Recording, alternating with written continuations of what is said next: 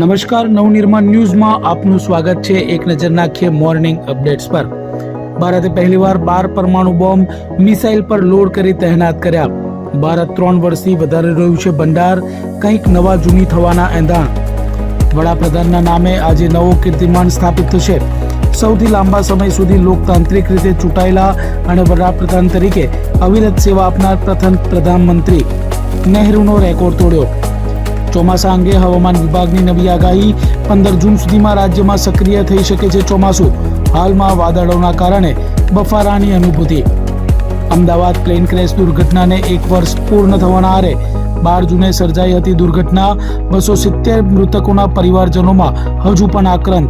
1 વર્ષે પણ તપાસનો રિપોર્ટ હજુ નથી આવ્યો। અમદાવાદના માથાભારે મહાવીરસિંહ ગૌનું ચોથા માળેથી પટકાતા મોત। બિશ્નોઈ ગેંગ સાથે નામ જોડાયું હતું। સોસાયટીના ઝઘડામાં પોલીસ પકડથી બચવા ભાગતી વેળાએ ઘટી દુર્ઘટના। સુરતના નાસિરનગર ભૂતિયા ડિમોલિશન મામલે તપાસ કમિટીની રચના। ડિમોલિશન કરાયા બાદ પાલિકા તંત્રએ જવાબદારી લીધી ન હતી। કોના આદેશથી દબાણ તોડ્યા તેની તપાસ શરૂ।